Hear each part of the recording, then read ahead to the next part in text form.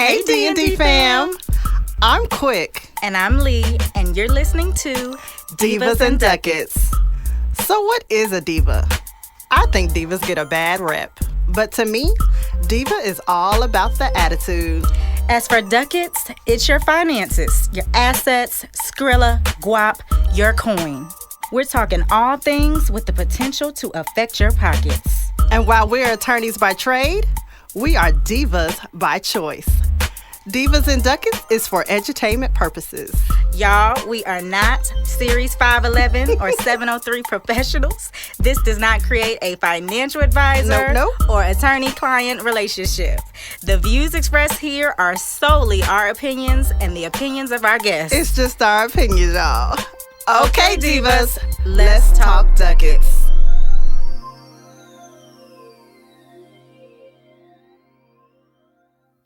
All right. Hey, D&D fam. Welcome back. Really quickly, if you are watching on YouTube, make sure you hit the bell to subscribe below if you haven't already done so. I mean, use your imagination. And make sure you go to our site, divasandducats.com, and add your email to our list so you can get little ticklers whenever we have something going on. Welcome. As we said, today our Diva Docket topic. You know, we're just going to have some girl talk and talk about relationships and money and common scenarios. We're going to talk about, the sometimes elephant in the room in relationships, because we cannot say enough, no matter what poll you look at, interchangeably, the top two reasons for at least divorce. Not sure why people break up in like boyfriend-girlfriend situations or girlfriend-girlfriend, boyfriend-boyfriend. But top two reasons for divorce are sex and money. So I really thought that was about to go a different way. You said no matter what poll you look at, I was like, oh, God. I like a stripper? Yeah, we're talking about I mean, we could talk about that on a sex podcast. But before we get to that, a word from our sponsors. This episode is brought to you by Hunter's Affordable Bail Bonding. They are licensed to help anyone across the state of North Carolina, although they do have 4 offices in counties across the state. So if you know someone who's in trouble or someone gets in trouble after you hear this episode, make sure you hit them up. They've been serving the state since 1997, so pretty much 20 some odd years. It's been a while. And so no bond is too big. They could do anything from $1,000 up to $1 million. So that's a really big charge. You've got $1 million. That's a really big charge.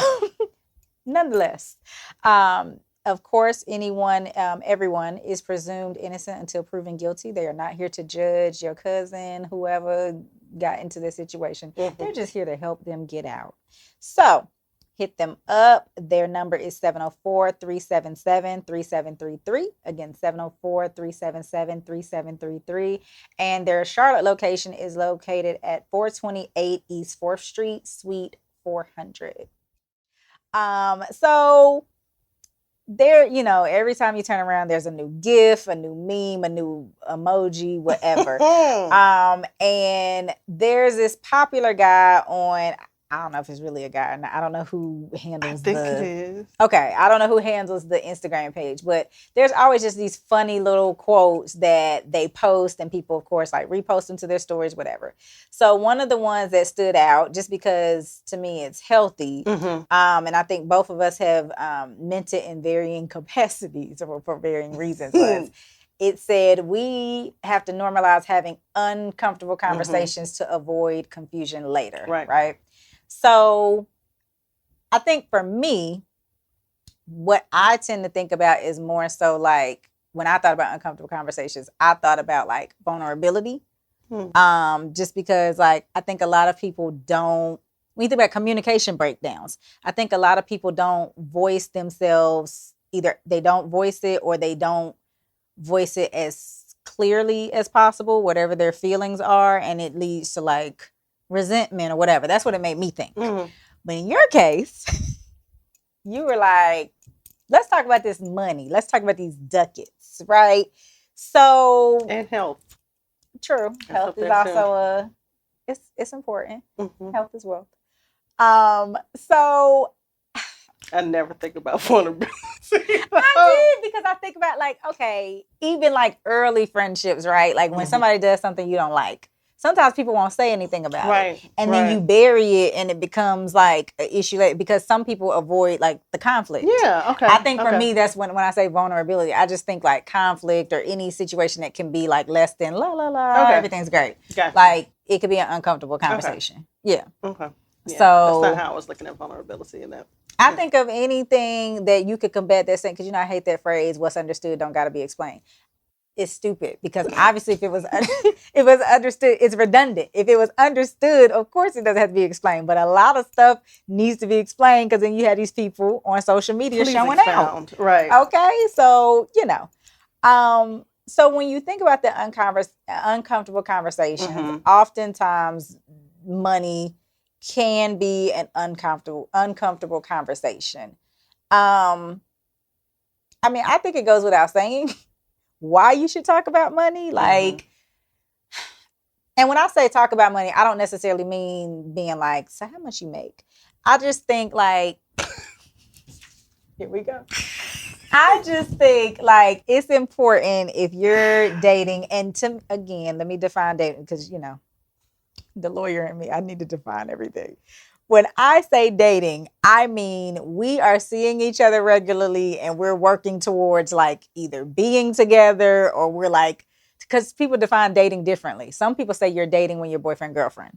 Some people say dating is just like, if you're like on the apps and just going out with various people, but you're not like on dates. But you're not exclusive. Yeah. So to me, dating, I say you're dating when there's some intention connected to it. So if I'm just like kicking, like it's something to do, it's something fun, I don't feel the need to have that conversation with you, because it doesn't matter. We agree. But if I'm like this, I am like, this is about to be my man, or you my man, so we both, where I am, like I want to get married at some point. So obviously if you my man, like you've conveyed that same thought process. So in that mind, because again, top 2 reasons for divorce, it's important to talk about money, because at some point, regardless of how you handle your personal accounts or whatever, at some point you're going to have shared responsibilities or shared interests, or maybe you have like shared investments. At some point, it's going to matter how that person handles their money. Why are you looking? What? I'm agreeing. Continue. We agree so far. I do think it's important, just because you don't want to go into, if you don't have that conversation and you just assume, for example, okay, let's say you get married, you're at a point where you're about to pay bills, and if you're not communicating, you don't know what partner paid what, if it was paid, when is the due date, like it's going to be unorganized in terms of how you handle your expenses.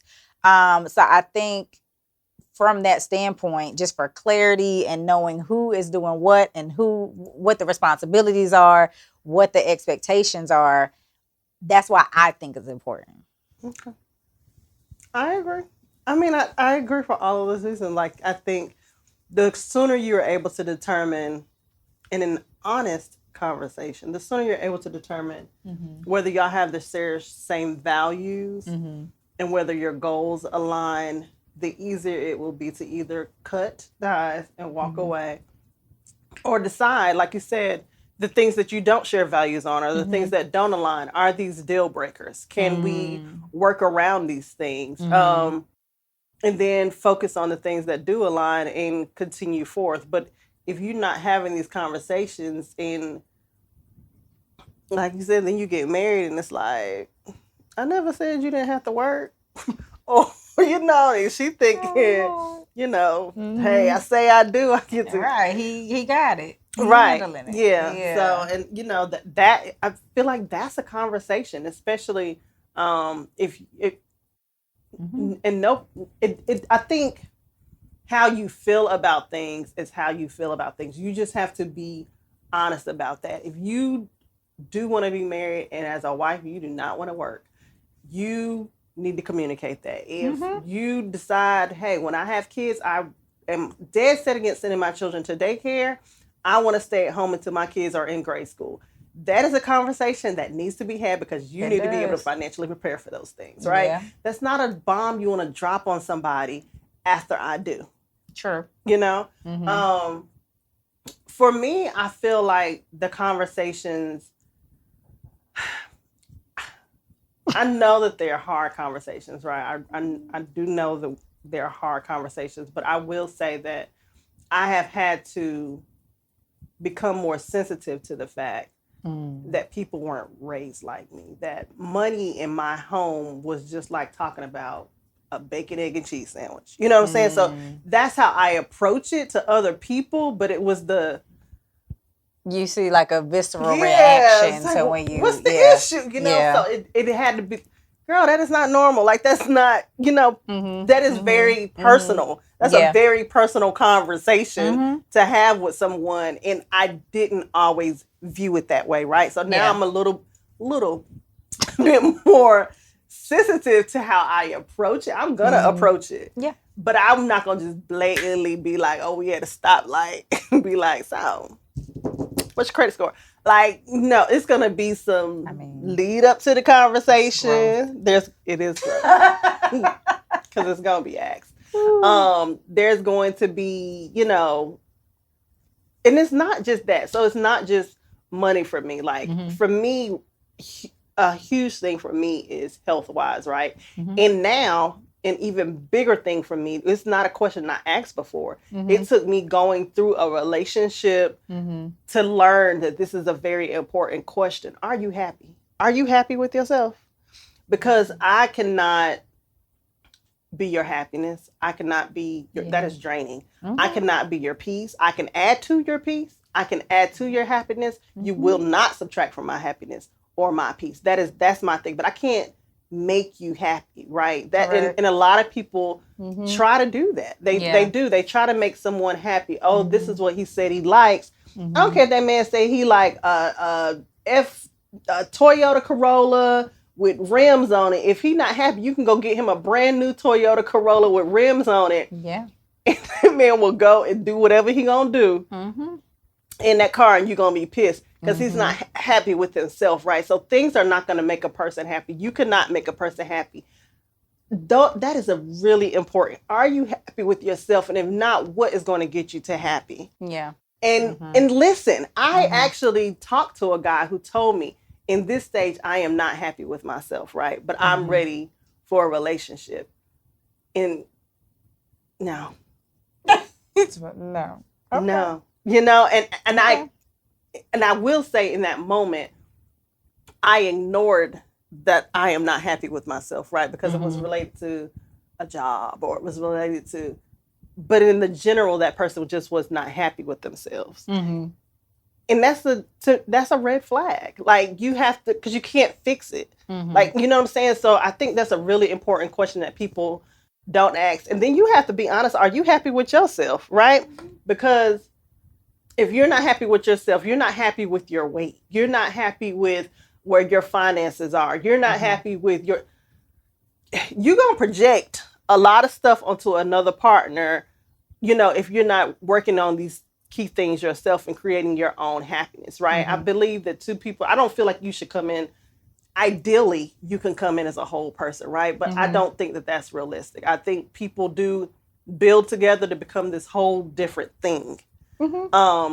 So, like, no, I might not be in complete bliss, but these are the goals that I'm working on, and these are the, you know, but I think those are, and you, like you said, that's vulnerability. So what, to me, that's what I'm thinking about when I think about like vulnerability, to be able to tell somebody, you know, I'm going to the gym right now. I've worked on this. I worked on getting my blood pressure together, but you know, no, I don't feel like I'm in the best physical shape that I want to be in. But these are the things that I'm going to, you know, because people can take that, the vulnerability aspect. People can take that and throw it in your face, you know, when they get angry or whatever. So, you know, a lot of times people don't want to be vulnerable in those aspects. I ask health questions.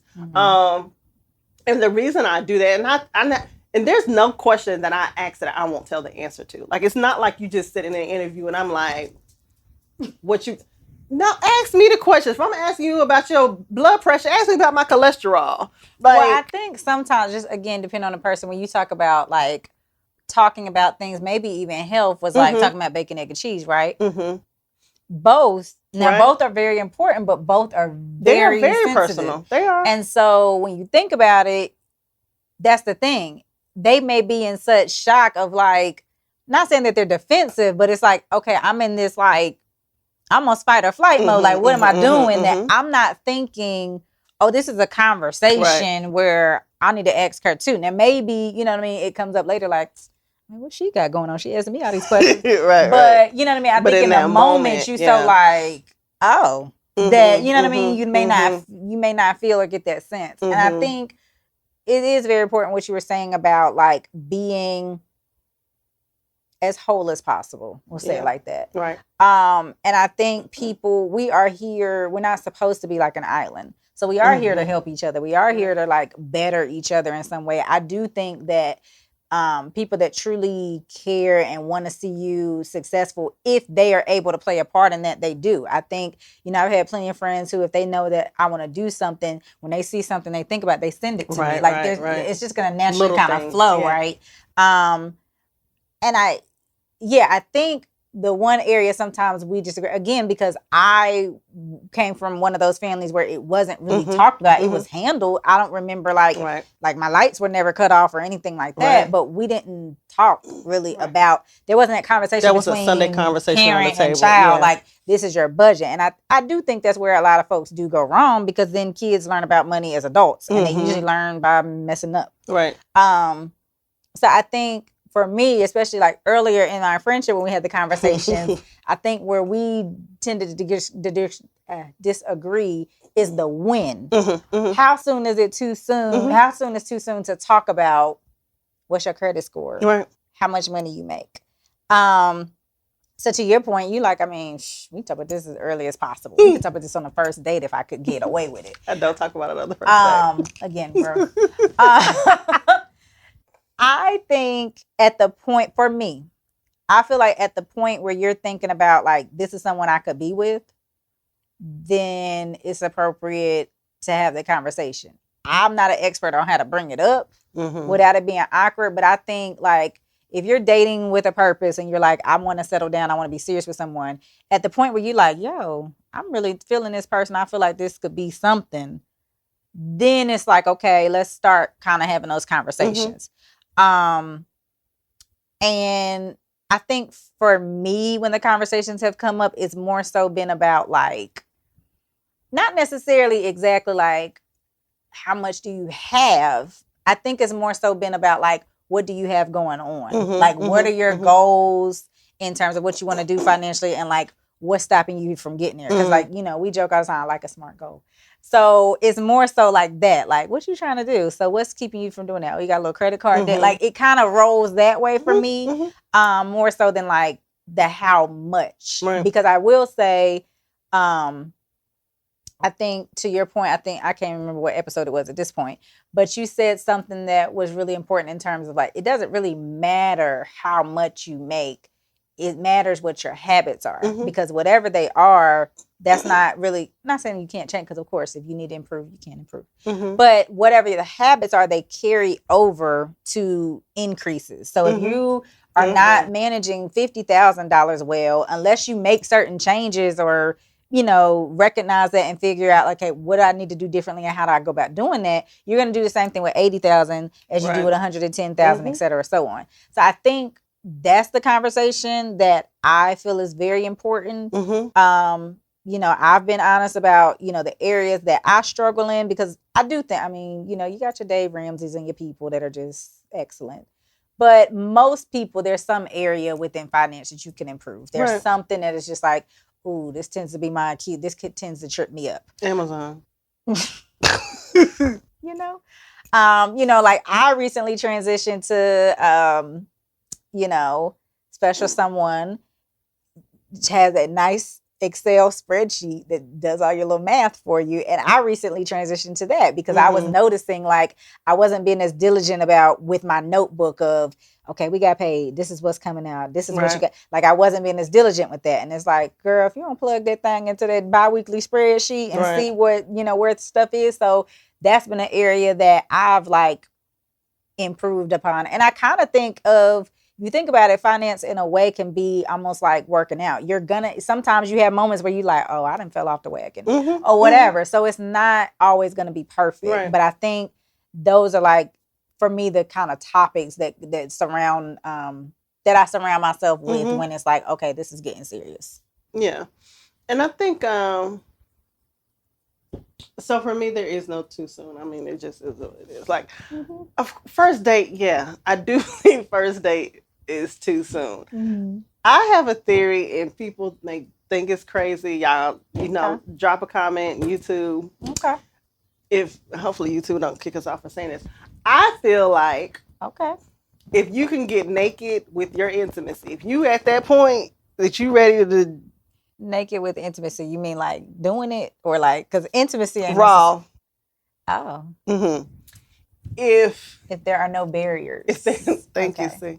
It's Nishi would come up with something. If you are willing to have no barriers with a person and have no conversations with that person about STD history, you ain't got to know numbers. Now that's none of your business now. But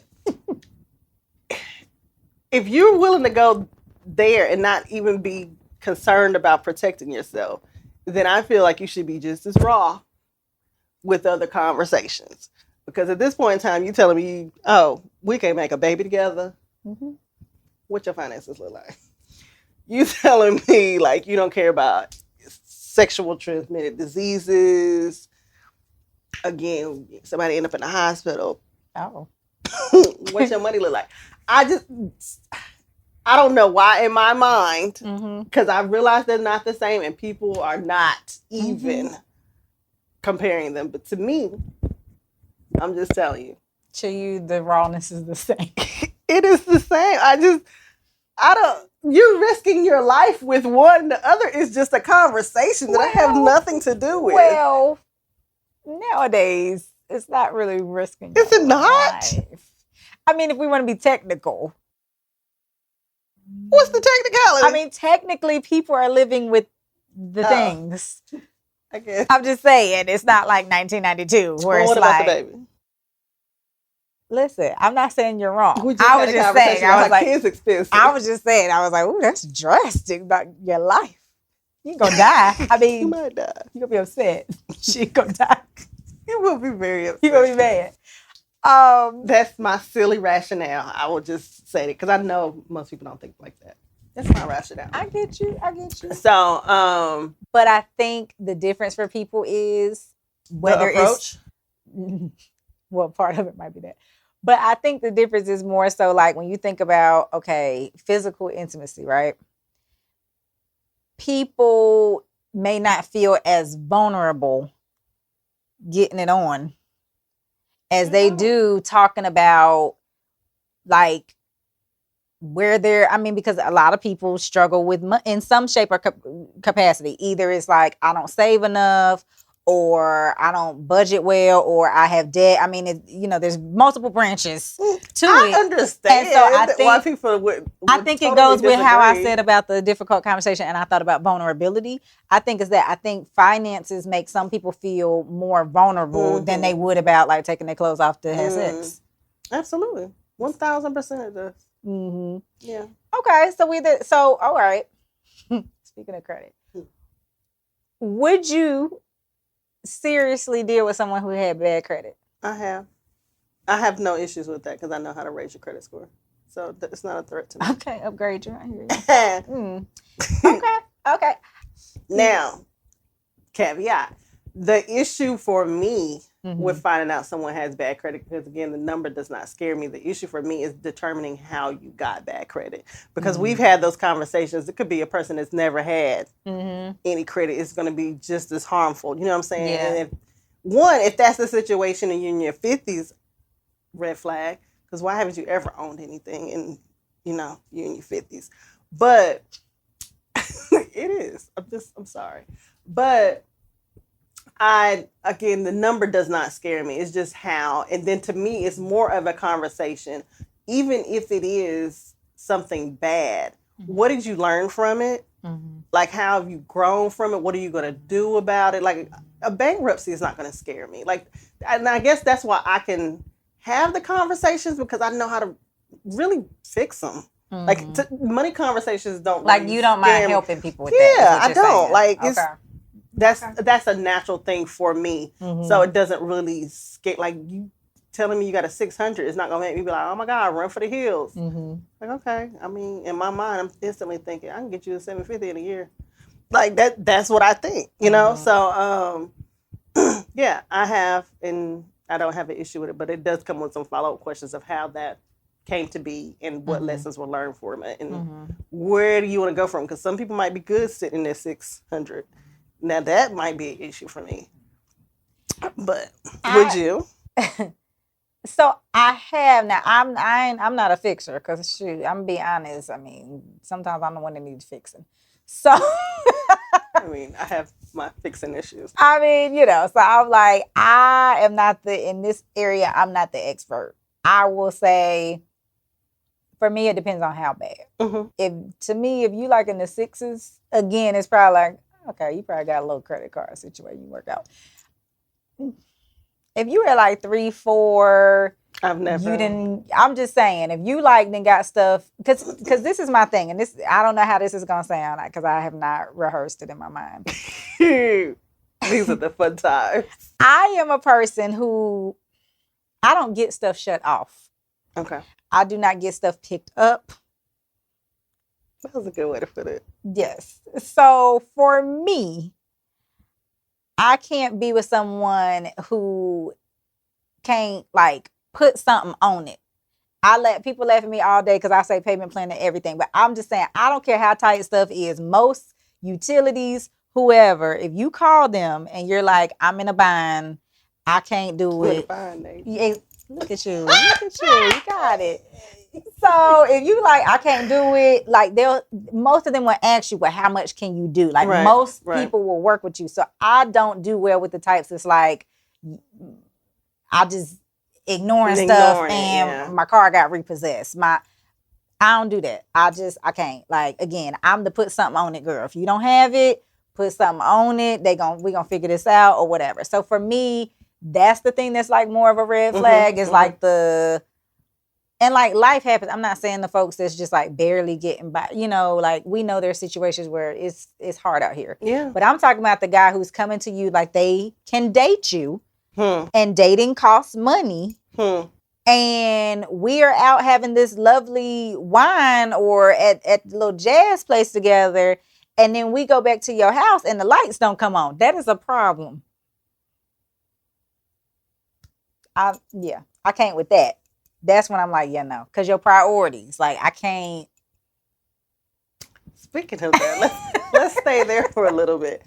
How do you feel about that in general? Like, you know, they say like there's the theory that you should not date until you can afford to date, and then there's a theory that you shouldn't have to wait on love just because you're not in a good financial situation. So I say, if you are not in a position to pick up the tab sometimes, you probably shouldn't date. And I'm not saying, because I've been on dates where it's just like, ooh, this is a little chunk of change. And I've been on dates where we went to Smoothie King and we walked the Greenway. So I'm not a person who feels like, you know, there's various women out here who feel differently. I don't feel like there's a minimum cost to a date. So for me, it's just more so, are your things paid? Are your utilities paid? Are you in a position where I don't have to make a decision between my lights and take her for some ice cream? Is that really your thought? So if he could only take you to Smoothie King, that's every time. Yes, ain't no passports, ain't no trips, ain't no flights. But he got you on Smoothie King in this walk. And then sometimes splurge. Chick-fil-A, because Chick-fil-A is not cheap. You can go to Chick-fil-A about $35. So Chick-fil-A is a splurge. Over Smoothie King, because Smoothie King $5 on Fridays. So, just saying. Okay, for me, That's not where I am. Like for me, that would have worked in college Okay. because we are all broke I'm in just college. saying. Let's be real about it. No, not Smoothie King every time. But if you're again, it takes honest feedback. If you're like, look, stuff a little tight, we're gonna have to just pack some stuff and do a little picnic. That's fine. I For don't. how long, Lee? First of all, that picnic is cute. The picnic Smoothie is King cute. gonna get old. You handed me this The little picnic is styrofoam cute cup. when it's an option. The picnic is not Right, cute but- when it's obligatory. But see, that's the thing. Like I think about if we're talking about like seriousness, you're thinking about marrying somebody, you might go through a phase where stuff is tight. Mhm. So that's what I'm saying. I'm not gonna be like, oh, I can't fool with him, like stuff tight. Because I think that should be like a season. Like maybe something happened or whatever. I'm just not the girl that you gotta take me to Ruth's Chris every time. I'm just For saying. sure. So for me, Absolutely like I just not. feel like you can go on a date for $50. Now again, you ain't going to Ruth's Chris for $50, but you can like make that work. You go on a Or nice date for $50. huh? So you went on a real nice date for $50. That's what I'm saying. So I feel like, and I'm a proponent of date night. So maybe, again, depending on your financial picture, it might be like we can only go on a date like that once a week. And then we're going to have to do stuff around that like Smoothie King or go take a walk or work out together or whatever. But yeah, so for me, Smoothie King is not a date every time. But you also don't have to take me to Ruth's Chris. Now, to that stamp thing. Again, we're just talking about me. Okay, I can't- Wanderlust. I Come can't- on now. Right. I can't speak for the people. So how some girls feel like my date should be at least $200. You're going to need a passport to date me. Because that is something I'm very interested in. I'm very passionate about that. I have recently been in a position where it's like, oh, I could take more trips. I think some of that is me making up for 2020 because I just felt very in bondage being here in the ghetto. But, I think when I think about before 2020, I would probably me and you would usually take a trip. And at the time, I might take a trip with my sorority sister. So I would probably take 2 trips a year before the pandemic that were out of the country. Now when you think about vacations, I feel like one of these 2 trips you need to be able to do that. Now, I am okay with the payment plan because I am a proponent of them. I'm paying on a trip now, a little surprise situation for somebody in my family that's happening next year. So I don't have no problem with like, oh, we need to plan for it. But for me, that needs to be an interest for you. That needs to be something that excites you too, because that's just like, I won't go as far as saying like equally yoked, but I mean, I just feel like if I'm really interested in travel and I like to travel, I don't want to always have to travel with just like my homegirls. I want to be able, I want to be, it's not miserable. We have a lovely time. Not us being miserable. I'm saying being in that kind of situation. Oh, I was like, don't do that. We had a great time. I will travel with you forever. Thank you. Don't do this. I'm just, the way you said it, I needed clarity. I gave it to you. Yeah, this is going to be an uncomfortable conversation. But yeah, I just feel like because of who I am as a person, that travel thing is going to be a problem. Agree. So, would you deal with someone with debt? Extensive debt. I think what is everybody has debt. Like 50,000. Is that expensive? It's just it's hard to say, right? Like there's so many factors to answer whether that debt is hard you got like for them. Debt to income. You got debt to income, right? So if their debt to income was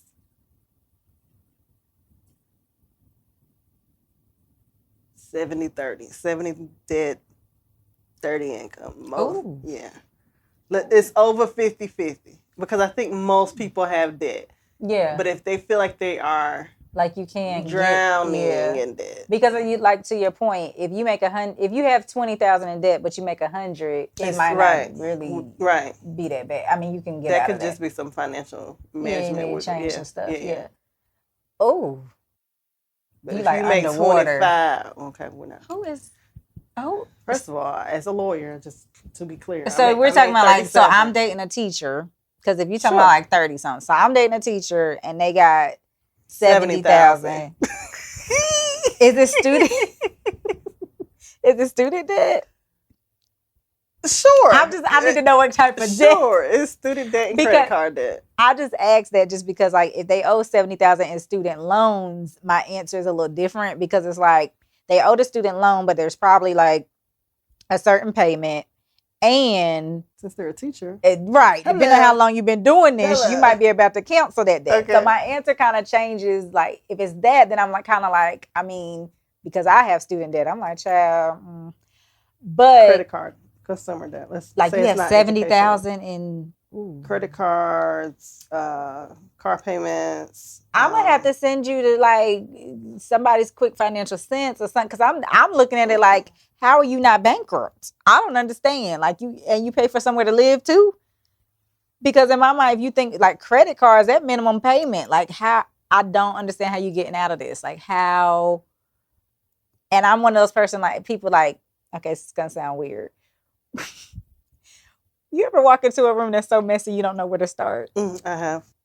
Like that situation for me, I don't know what to do. So I can't. Like, so again, like you talking that number with that income, I don't know what you're gonna do. Like, first of all, you can't afford the date. Like you need to work on this 70,000. Right.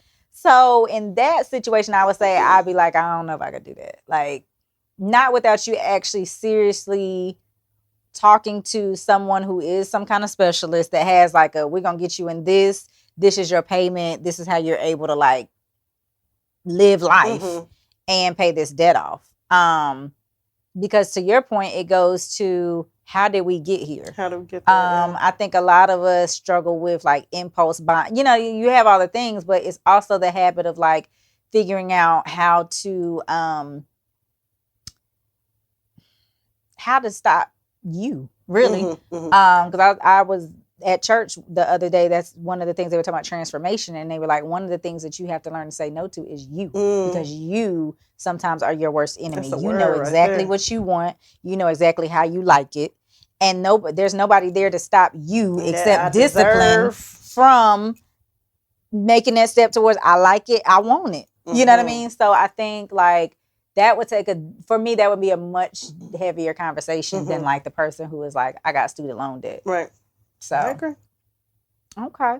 So, and I like the idea of, if you can, there's always, I mean, because there's two people, so everybody's going to have their strengths. There's always going to be somebody who's better with money.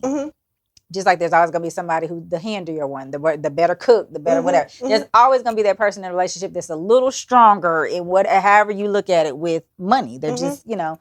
And so I like the idea of, just like what you would with like physical goals, like holding each other accountable. If you're in a serious relationship, or you about to get married, or you dating towards marriage, like, why not be like, okay, so what's our goal? What are we doing? Because sometimes, and not even from the aspect of competition, if that's how you want to look at it, but just even from the aspect of like, oh, someone's expecting something. I gotta, you know, basically show up for somebody. Like, I think that can help sometimes. And like, you know, the mind is a funny thing. Sometimes when you make it a game like that, like, okay, I gotta say such and such, such and such, like it makes it easier than you trying to do stuff by yourself. So I definitely think the conversations can be helpful, just because you can even get to that point of like, what are we doing this month? How are we saving? Or what are we, you know, whatever it is you're trying to do.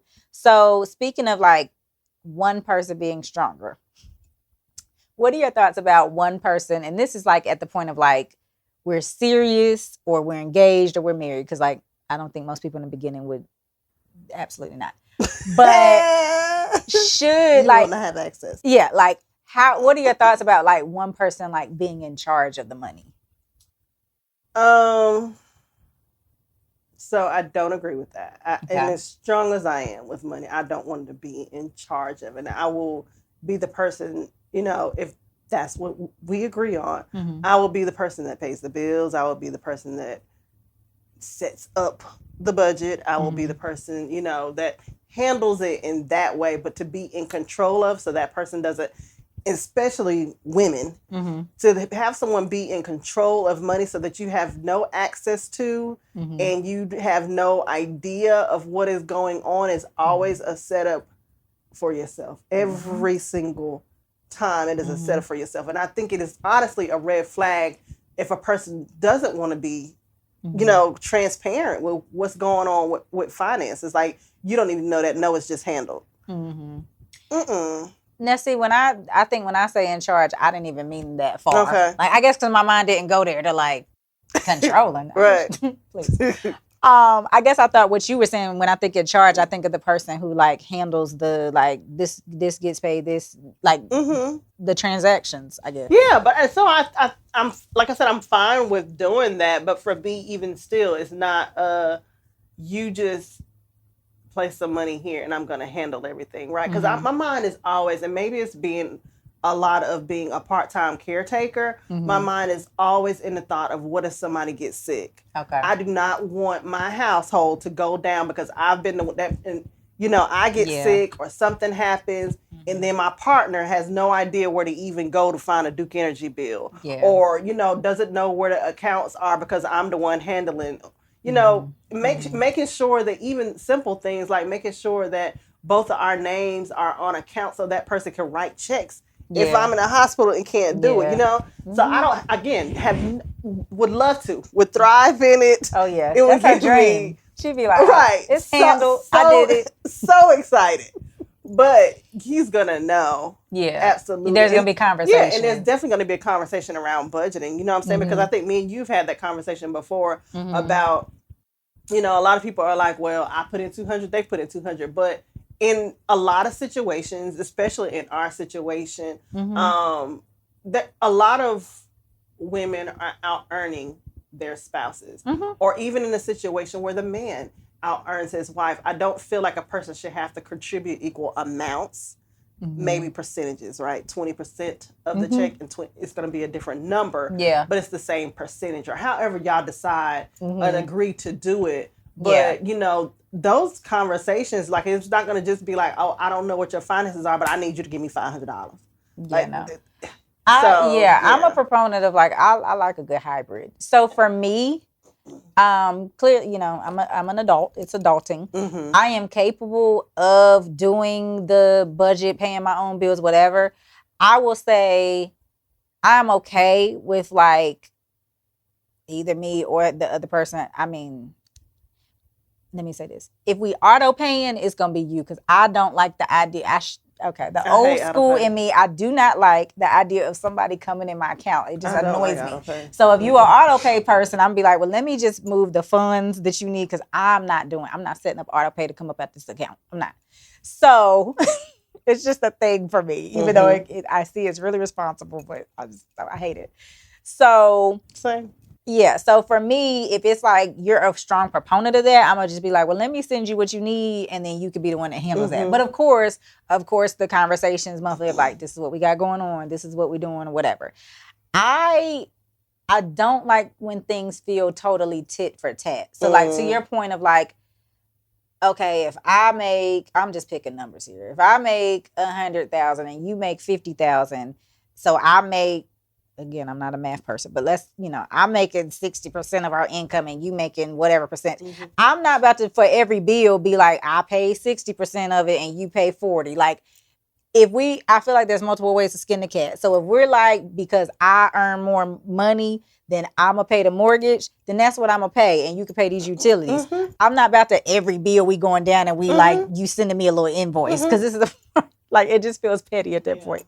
So I think that is that's what works for you, though. Again, like I said, multiple ways. But for me, it's just be like, give me my responsibilities and I will make sure those funds are there. I don't want to like every single bill we splitting down the piecemeal. I don't like that. But yeah, so as long as, to your point, it's not a situation of like, I'm asking you for allowance or, like controlling type situations. Like I'm okay with, because it keeps things organized.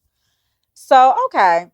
What has been your best and worst experience? I mean, you're straight, so let's just, put that out there, with men and money, because I don't want, people to assume. Oh, I'm straight. Yeah, My best experience and worst experience.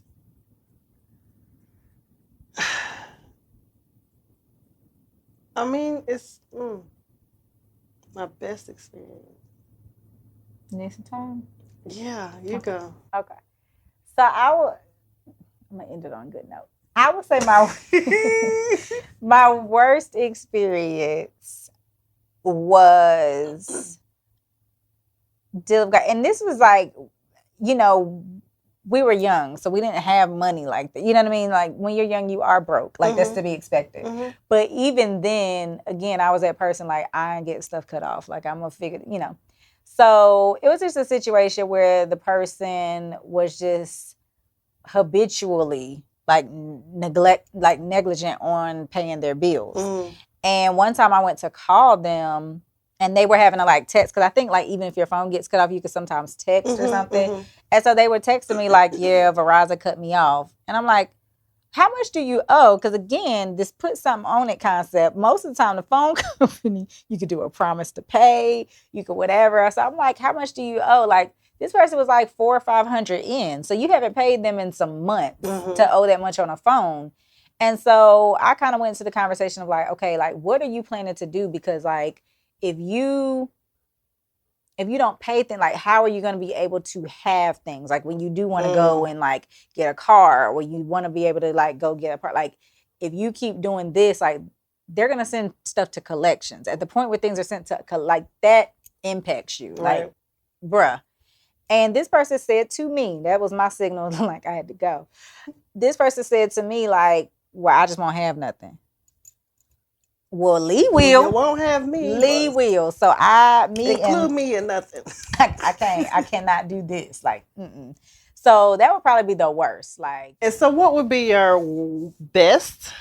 I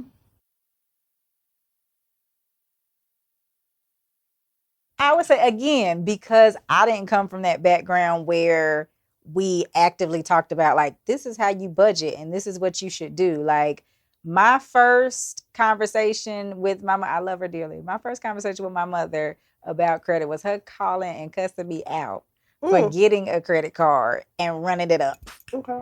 Because of course it came to her house. So did you know it was ran up? I mean, I knew I was swiping, but I wasn't thinking I was in college. I'm just thinking like, oh, it's free money. They're giving me $5,000 and I'll pay the little $25. Yes, I was that person.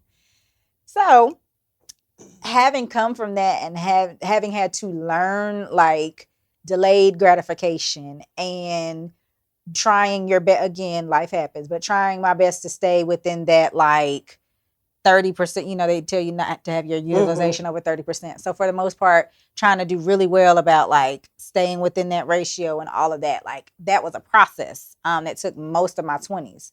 So coming into a relationship where the person probably had similar lessons learned or whatever, right? But they asked me first, what's going on with your money? They asked me first, like, they didn't ask me how much debt I had, but they were like, how many credit cards do you have? What are they?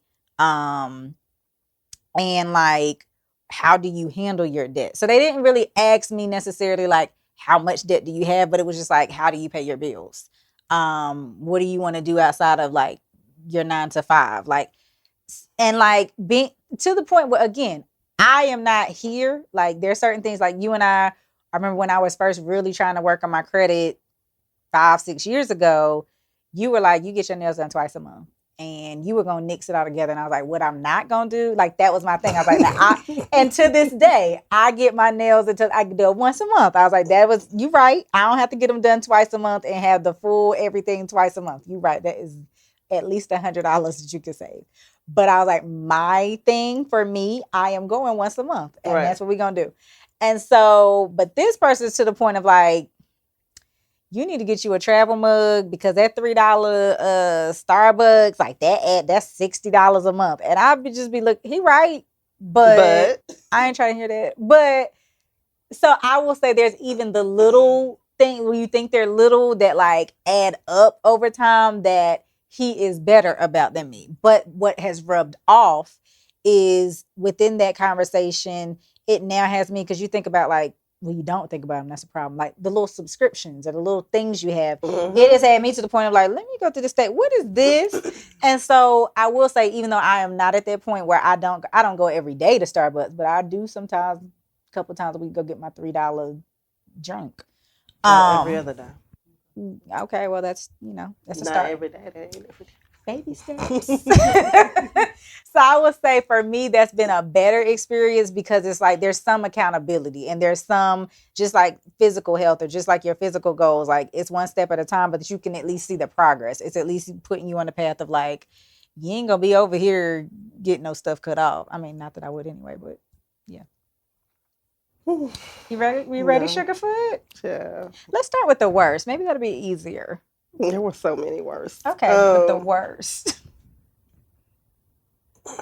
The worst of the worst.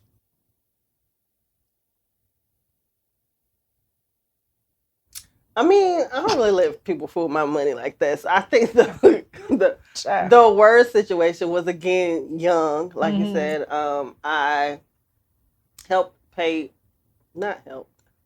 I paid for a guy's books, like part of his tuition books or something like girl, that. you was in love. Okay. He was gonna hit me right back. Yeah. He never did. Mm-hmm. And that was my first time experiencing myself as an attorney in court, because that's where I took him. Small claims. So wow, that was the worst experience, I would say. Okay. I guess it really was. I mean, it was just so many worse. Okay. I haven't had a best experience. I will say I am.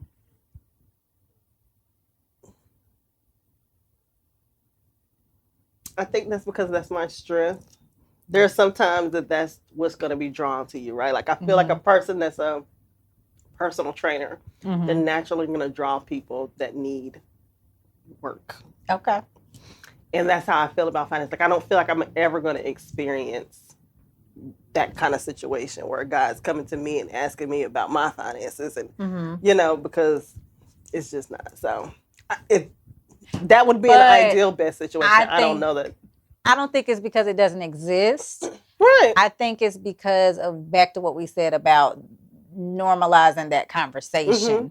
And I think assuming that you date within your race, like that like that still isn't a culture. You know what I mean? I feel like there still is such a shift to take the taboo out of that, because I know, like just like you said, like how much you earn, credit score, like all of that was taboo for me growing up. Like, it's nobody, like that was like fighting words. Like, what's my credit score? How dare you? Right. So, I think it definitely exists, that guy that's like savvy and responsible and all of that. But I just think most people just don't talk about it, unfortunately. Okay. We'll go with that. Okay. All right. So a easier question, perhaps. How do you feel about who should pay the tab on the first date? Like, there's all these arguments out here about if you paid it, if he paid. Like, do you feel strongly either way about like who pays for the first date? I don't feel strongly about it because it's never been presented to me as an issue. You know what I'm saying? So I've never had to be like, dang, did he really make me pick up the tab? He's always paid the first date. So it's not even really a thought for me, but I'm also not the type of person that needs to go on a first date to Ruth's Chris or Steak 48. I'm not that girl. You know what I'm saying? I still have not been to Steak 48. Like one of my first dates was Smoothie King and Best Buy. You know what I'm saying? That's like cute. What y'all get? I got a Fitbit so I can exercise. Like it was, that was the date. And I'm not saying all my first dates have been like that, because they definitely have not. Yeah. But I think for those women, they feel very strongly that he needs to pay. Okay. Yeah, your bill is about to be $230 at Steak 48. So, maybe there's a concern there who's going to pay. It's a concern. So, that's just not my thing. I don't feel like you need to bankrupt somebody to have a first meal to decide that you don't want to talk to them no more. I think it's ridiculous. Do you feel like in that situation, like it's fair for someone to expect something because they paid that kind of tab? So I took you to Steak 48. Do you feel like it's fair for them to be like, so what's up? One, I never think it's fair for you to expect sexual favors from money you spend out of your pocket. You could have easily said no. That being said, um, I do know that there are people that are opportunists, right? And that's the only way they're gonna get the state 48 is by going out and having all these first dates with men to take them to wherever. Okay. So if that's what happens in return, then that's what happens in return. However, I still absolutely stand women's rights. No, I don't care if you spend $500. Your expectation should not be you better lay with me because I spent. You don't have to spend the $500. True. So got you. I agree with your sentiment about like the first date. I've just never been on a first date where it has it. I feel like there's always that awkward moment sometimes where on some, maybe not the first date, but there's always an awkward moment on like if you're going on the second, third, whatever. Where it's like who kind of pulls you first. Feel that energy. Yeah. So I think for me, it's never really come up as like a. So you're going to get that? Because I do feel like there's so many guys that are kind of traditional. Like, I mean, I asked you out, so I'm going to take you hopefully somewhere they can afford. I mean, because I usually don't even, for first dates, like I might say what kind of food I like, but I've never like been the person who's like adamant, like restaurant. We have to go here. I've just been kind of like, well, I like this kind of food or this kind of food. So whatever you want to, so there's that. I would not have a problem paying on the first date. I just think the only way I'm probably likely to go for that pool, because again, like you said, there's an energy. If I asked you out on the first date, that would be the only way. Then I would be like, I mean, because I feel like I asked you on this date, like I got it. Now this is a daddyism moment. This whole expected something because you've financed really anything for me. I don't care what you buy.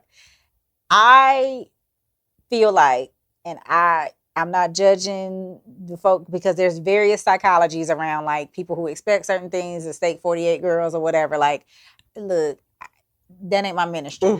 So I'm not going to judge it. But what I will say is made the paranoia in me, the daddy's girl in me that was just taught, I am not going to let you take me somewhere that if stuff went down, I cannot pay for what I had. So for me, you really gonna get a whole different person gonna come out if you come out your mouth that you did X, Y, and Z for me, because I will kindly send you a Cash App and make sure that we're even, because I'm not about to be that kind of burden. Like I'm not gonna do this.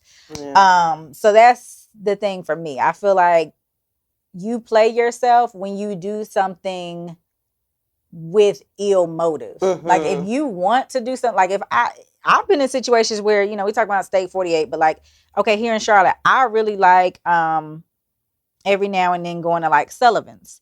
I've been in a situation where I've taken a guy to Sullivan's because they've never been and I wanted to have that experience. So I couldn't get mad if we didn't work out down the road and be like, I took you to Sullivan's. How dare you? You know what I mean? It's just like, that's something that I wanted to do. Right. I wanted to have a nice meal, that atmosphere. And again, that wasn't something I did every Friday. Right. So, I feel like your intentions need to be pure. Yeah. When you go to do something like that, or you're going to play yourself because, life. Okay. So my last question, you might have another one.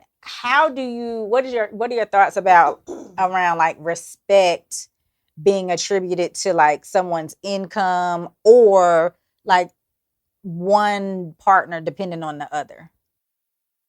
So I think we tackled this a little bit in one of our other episodes when we were talking about the guys that gave their perspectives about respect. The provider. Yeah. So do I feel like respect should be attributed to income? Absolutely not. I feel like if you are in partnership, we're heterosexual, so I'm going to speak man and woman. If I'm in partnership with a man, I need to respect that man as a man, right? If he makes less than me, I know that going in.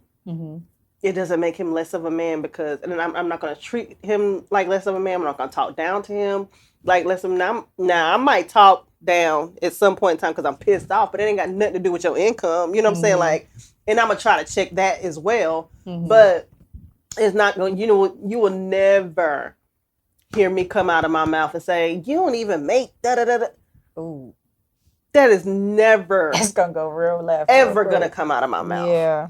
So no, my respect is not going to be attributed to how much you make. Now it might be attributed to how much you contribute to this house in other ways, but it's not going to be contributed to your income. Like Yeah. that's just no. Yeah. I definitely agree. I think some of the rub comes from what you said at the end of that of like, what do you contribute? And that's not just a money thing. Mhm, That is mhm. like a how do you make life easier? And I will Right. say Yes. one of my uglier moments in a relationship, that's when I really had to check my tongue because I just realized your mouth is reckless. It was bad. So I've had some growth since then. I was in my mid 20s. Mhm. I was dating a guy. I was out earning him Mhm. because they were finishing some education things, whatever.